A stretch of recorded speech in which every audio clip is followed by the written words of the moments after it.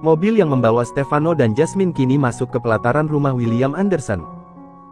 Jason yang duduk di kursi kemudi keluar dan membuka pintu belakangnya dan muncullah Stefano dari balik pintu mobil itu. Bunga juga melakukan hal yang sama, dia membukakan pintu untuk Jasmine. Jasmine menatap sendu Bunga berubah menjadi pribadi yang pendiam tidak seperti dulu. Jasmine benar-benar kehilangan sosok orang yang biasanya banyak bicara itu, apalagi jika sudah melihat berbagai tingkahnya. "Terima kasih," ucap Jasmine pada Bunga setelah dia keluar dari mobil. Dan Bunga hanya menganggukkan kepalanya. Jasmine menahan dan menggenggam tangan Bunga kemudian berkata, "Apa kamu yakin akan baik-baik saja?" Dan jawaban Bunga masih sama, yaitu dengan menganggukkan kepalanya tanpa mengeluarkan suaranya. Jasmine hanya bisa menghela nafasnya pelan. Kemudian menatap suaminya yang kini sudah berdiri di belakang Bunga dan tepat ada di hadapannya. "Ayo kita masuk sekarang. Ibu pasti sudah menunggu," kata Stefano kemudian setelah Bunga melepaskan tangan Jasmine dan memberi jalan kepada tuan mudanya untuk mendekat ke arah istrinya. "Iya ayo," kata Jasmine meraih tangan Stefano dan bergandengan masuk ke dalam rumah. Jason menurunkan koper keduanya dari dalam bagasi mobil. Kemudian membawanya. Bunga hendak meraih koper Jasmine tapi Jason menahannya. "Tidak perlu, biar aku saja yang membawanya, sepertinya kamu kelihatan tidak sehat, segeralah masuk dan beristirahatlah," perintah Jason kemudian. "Tapi," ucap Bunga ragu. "Aku tidak ingin dibantah," jawab Jason tegas. Bunga pun akhirnya mengalah dan berjalan mengikuti Jasmine dan suaminya. Jason menatap punggung Bunga yang mulai menjauh dengan tatapan yang sulit diartikan. Tifa dan Max berdiri di depan pintu untuk menyambut kedatangan Stefano dan Jasmine. Tifa tampak antusias menyambut anak dan menantunya itu. Max tanpa sadar ikut tersenyum merasakan kebahagiaan yang jelas terpancar di wajah maminya. "Selamat datang sayang," sambut Tifa kepada menantunya yang langsung dipeluknya erat. Jasmine hanya tersenyum dan membalas pelukan ibu mertuanya itu. Jasmine merasa beruntung mendapatkan ibu mertua yang menyayanginya. Bunga yang melihat itu tiba-tiba menundukkan kepalanya. Dia berusaha menyembunyikan air mata yang sepertinya akan menetes. Ada rasa iri yang menelusup ke dalam hatinya. Semua itu tidak luput dari penglihatan Jason. Kemudian Jason berdeham pelan menyadarkan mertua dan menantu itu yang masih saja berpelukan sampai melupakan orang-orang yang masih ada di sekitarnya. Nyonya besar, sebaiknya kita masuk terlebih dahulu, Anda bisa melanjutkannya nanti di dalam," kata Jason. Tifa yang mendengar perkataan Jason hanya tersenyum dan kemudian melepaskan pelukannya dan langsung menggandeng Jasmine untuk masuk ke dalam rumah. Stefano tersenyum melihat interaksi antara ibu dan istrinya. Dia kemudian melangkahkan kakinya dan berjalan di belakang kedua wanita yang sangat disayanginya itu. "Kalian belum makan kan? Lebih baik kita makan dulu. Ini bahkan sudah lewat dari jam makan siang. Ibu sudah lama menunggu kalian tapi kalian tidak datang-datang," kata Tifa mengadu sambil melangkahkan kakinya. Masih dengan menggandeng tangan Jasmine, Tifa membawanya ke meja makan. "Mami," begitu antusiasnya Mami menyambut Kak Olive sampai melupakan anak-anak Mami, ucap Max kesal dan semua orang kini menatapnya. "Kenapa menatapku seperti itu?"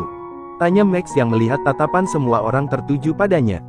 "Tidak apa-apa," kata Tifa tersenyum. "Awal yang baik nak, dengan memanggil Jasmine kakak, karena itu memang yang seharusnya kamu lakukan sebab dia istri kakakmu. Mami yakin pelan-pelan kamu bisa melepaskan perasaan itu," kata Tifa dalam hati menatap Max. Sementara Stefano dan Jason menatap Max heran, terutama Stefano.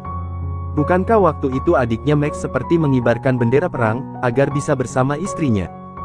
Tapi kenapa dia seperti mengakui bahwa Jasmine kakaknya? Apa semua dia lakukan karena ada ibunya di sini? Seperti inilah yang Stefano pikirkan sembari terus menatap Max.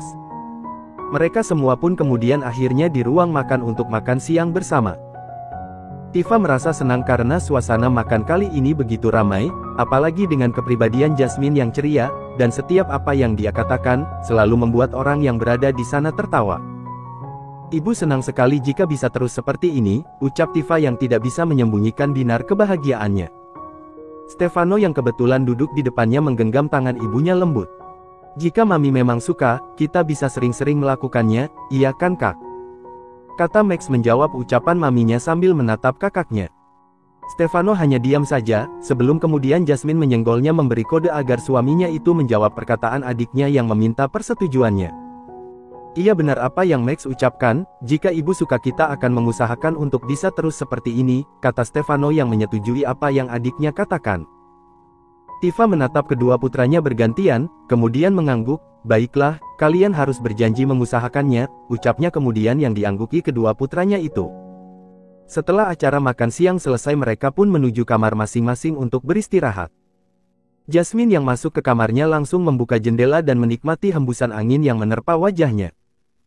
Stefano tersenyum, kemudian melangkah mendekat. Jasmine terkejut ketika ada tangan kekar yang melingkar di perutnya. Dia menoleh, dan mendapati suaminya sedang tersenyum manis sedikit menundukkan kepalanya.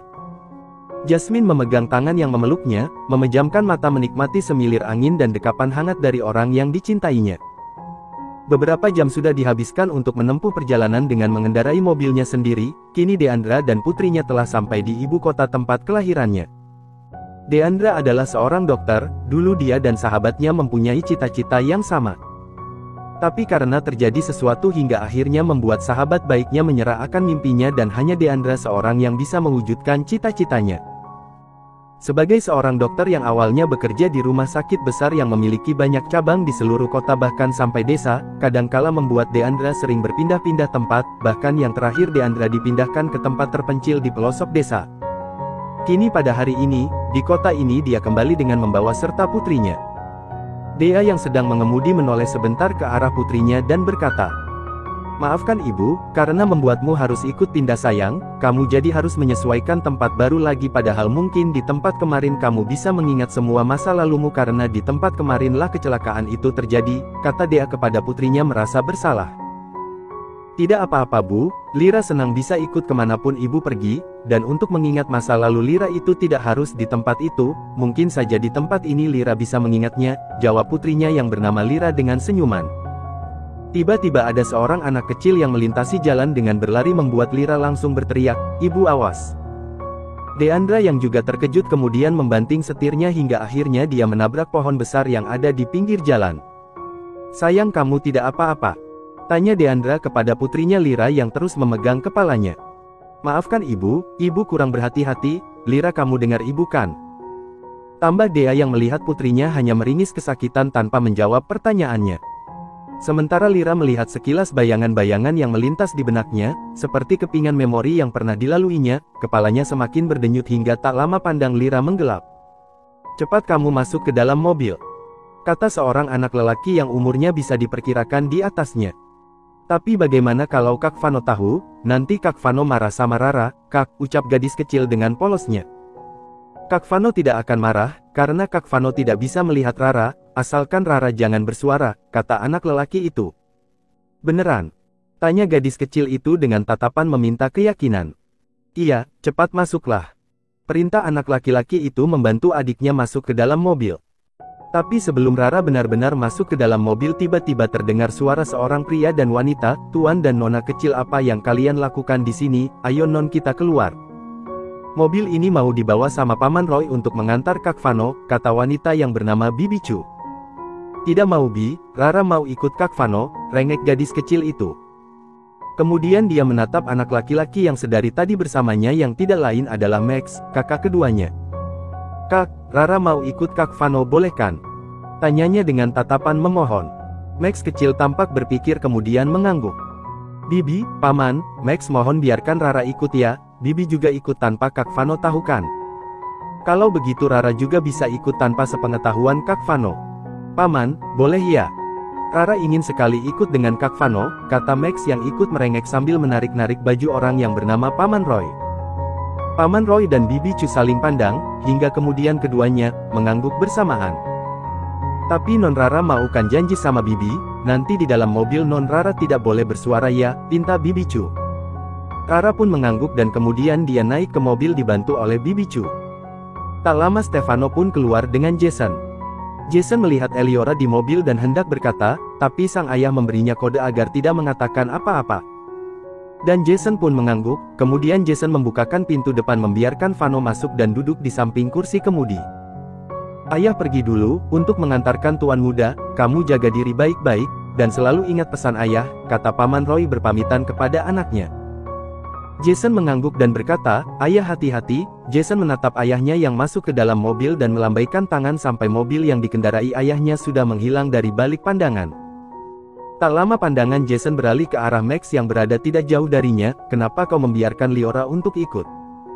Kau tidak tahu jika tempatnya sangat jauh, bagaimana kalau Liora menangis di perjalanan?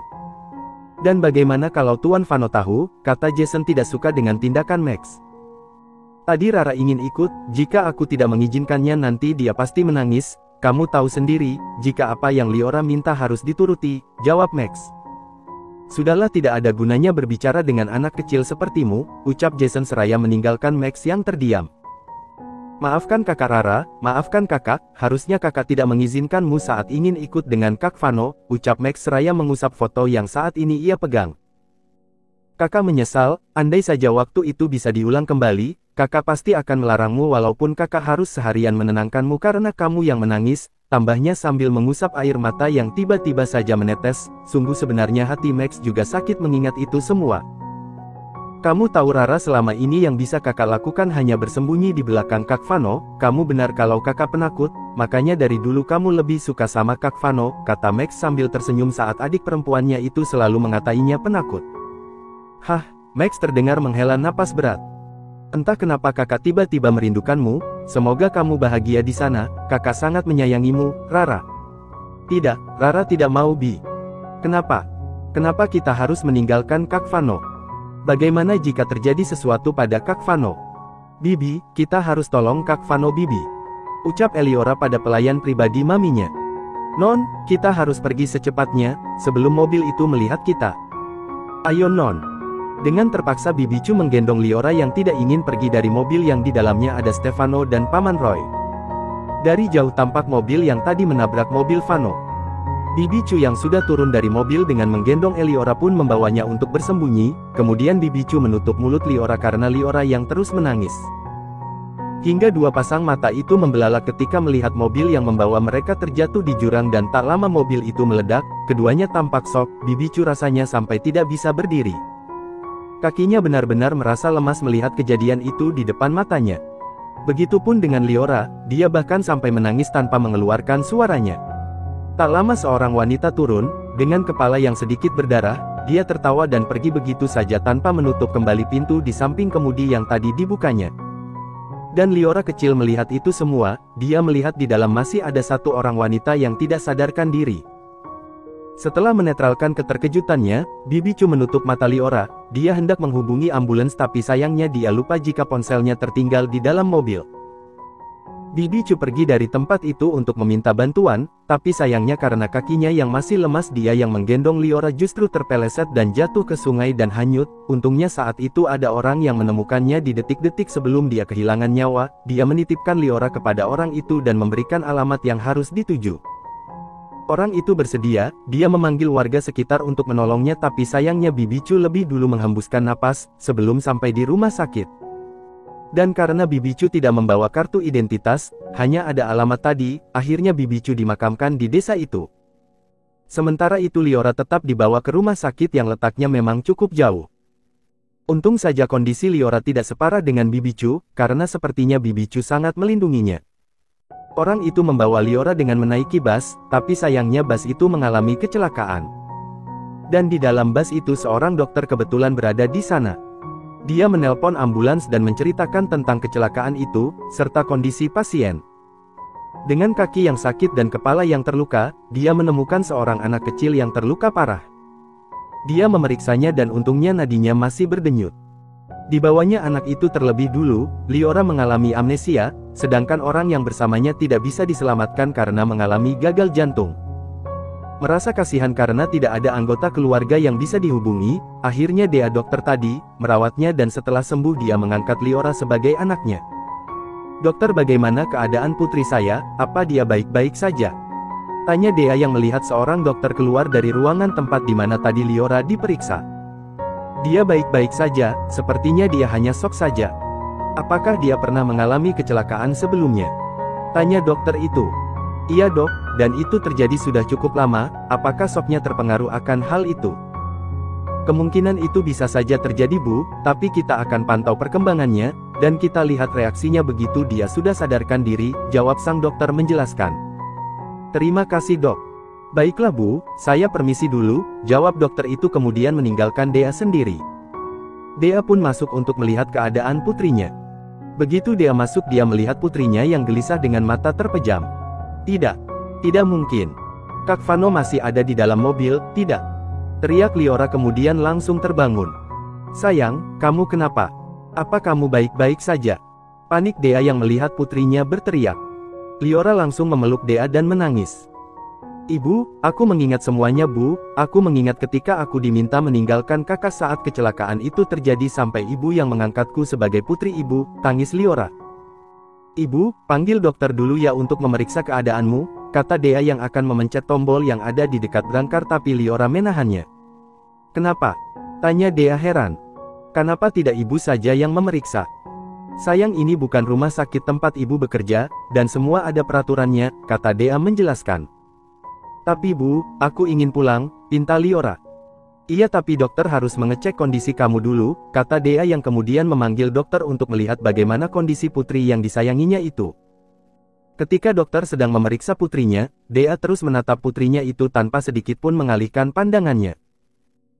Ibu senang jika memang kamu mengingat semuanya sayang, tapi di dalam hati ibu kenapa terasa berat? Sudah 18 tahun ibu merawat dan hidup bersamamu, sebentar lagi kamu pasti akan berkumpul dengan keluargamu dan akan meninggalkan ibu, saat waktu itu tiba, ibu akan sendirian lagi. Liora melihat tatapan kosong ibunya itu, setelah dokter keluar, Dea mendekat dan bertanya apa saja yang putrinya ingat dengan keluarganya. Bukannya menjawab, Liora justru memeluk ibunya erat. Ibu tidak perlu khawatir, sampai kapanpun, ibu tetap ibu Liora. Ibu yang sudah membesarkan Liora dengan penuh kasih sayang dan Liora beruntung bertemu dengan ibu. Ibu jangan takut kalau nanti ibu akan sendirian, Liora akan menemani ibu. Isak Liora yang sebenarnya juga berat meninggalkan Dea, seorang wanita yang benar-benar menjadi sosok ibu yang baik selama ini tanpa melihat jika Liora bukan putri kandungnya. Dea pun membalas pelukan putrinya tak kalah erat, dia ikut menangis mendengar apa yang putrinya tadi ucapkan. Bu, Liora ingin pulang, apakah tempat tinggal kita nanti masih jauh? Tanya Liora melepaskan pelukan mereka dan menatap ibunya menanti jawabannya. Tempatnya masih lumayan jauh sayang, dan bukankah kata dokter tadi kamu harus rawat inap dulu selama beberapa hari? Jadi kamu harus turuti apa kata dokter sayang. Dan ibu juga ingin kamu melakukan pemeriksaan lebih lanjut, ibu ingin memastikan jika kondisimu memang baik-baik saja, kata Dea. Tapi Bu, tidak ada tapi-tapian, kamu harus turuti keinginan ibu ini, mungkin saja itu akan menjadi keinginan ibu yang terakhir, karena sebentar lagi kamu pasti akan tinggal bersama keluargamu. Ibu jangan berbicara seperti itu, Liora tidak suka. Kita semua akan tinggal sama-sama, aku, ibu dan keluarga Liora yang sesungguhnya. Sekarang kamu ceritakan sama ibu, apa saja yang kamu ingat? Tanya Dea mencoba mengalihkan pembicaraan. Liora pun menceritakan apa saja yang tadi diingatnya. Dari dia yang masuk ke dalam mobil dan duduk di belakang bersama Bibi Chu, sampai tiba-tiba di perjalanan yang sudah cukup jauh, di mana hanya ada pohon-pohon yang tinggi, dengan jalanan yang menanjak, sebuah mobil di belakangnya terus saja menyerempet dan menabraknya cukup keras berulang kali hingga terjadi kerusakan komponen pada mobilnya dan muncul percikan-percikan api. Paman Roy mempercepat laju kendaraannya hingga mobil yang tadi menabraknya tidak tampak lagi. Liora menangis ketakutan dan saat itulah membuat Vano tahu jika di dalam mobil ada adik perempuannya. Dia kemudian meminta Paman Roy menghentikan mobilnya dan menyuruh Paman Roy membawa Liora pergi dan meninggalkannya. Vano belum tahu jika di dalam mobil masih ada Bibi Chu. Paman Roy menyuruh Bibi Chu dan Liora turun. Dan berpesan pada Bibi Chu untuk membawa pulang Liora dan menjaganya. Bibi Chu awalnya menolak tapi Paman Roy terus memaksanya, dia takut mobil itu akan segera tampak karena di situ hanya ada satu jalan dan dia yakin jika sebentar lagi mobil itu akan segera menyusulnya. Setelah Bibi Chu dan Liora bersembunyi, Paman Roy kembali melajukan mobilnya hingga tak lama tiba-tiba mobil yang tadi menabraknya sudah ada di belakangnya lagi dan kembali menabraknya hingga mobil yang dibawanya masuk ke dalam jurang. Liora menangis lagi mengingat jika kakaknya dan Paman Roy masih ada di dalam mobil yang meledak. Bu, Liora takut, bagaimana jika terjadi apa-apa dengan Kak Vano? Bagaimana jika kecelakaan itu menyebabkan Kak Vano, ucap Liora yang tidak sanggup meneruskan kata-katanya atas kemungkinan terburuk yang terjadi dengan kakak pertamanya. Sayang kamu jangan berpikiran seperti itu, semoga kakak kamu tidak apa-apa, kamu harus berdoa semoga Kak Vano baik-baik saja, kata Dea menenangkan walau sebenarnya dia juga meragukan apa yang diucapkannya. Apalagi saat putrinya bilang jika mobil itu meledak. Bu, Liora takut. Liora bukan adik yang baik, harusnya Liora tetap bersama kakak walaupun kakak dan Paman Roy menyuruh Liora untuk pergi, kata Liora masih terisak. Dea menarik putrinya ke dalam pelukannya, dia tahu apa yang putrinya rasakan saat ini. Apalagi yang kamu ingat sayang? Kamu ceritakan semua sama ibu, nanti kalau kamu sudah benar-benar sembuh, ibu sendiri yang mengantarkanmu kembali ke rumah keluargamu yang sesungguhnya. Ibu akan menjelaskan jika selama ini kamu tinggal sama ibu, ucap Dea yang melepaskan pelukannya dan menghapus air mata yang menetes di kedua pipi putrinya. Liora tampak berpikir seakan menerawang apa yang terjadi saat itu, di dalam mobil itu, mobil yang menabrak Kak Vano ada seorang wanita lagi, Bu. Dia juga terluka parah, di kedua kakinya berdarah dan perut wanita itu besar, Bu. Sepertinya dia sedang hamil, kata Liora menjelaskan apa yang diingatnya. Darah di kedua kakinya. Tanya Dea memastikan dan diangguki oleh Liora. Berarti dia mengalami pendarahan, kata Dea dalam hati. Apa kamu melihat wanita yang menabrak mobil Kak Vano itu? Iya Bu, Liora melihatnya, jawab Liora mantap. Apa kamu mengingat nama orang tua kamu sayang? Tanya Dea kembali. Liora mengangguk, Liora mengingatnya Bu, nama ayah William Anderson dan nama ibu Liora Tiffany Anderson, kata Liora yakin.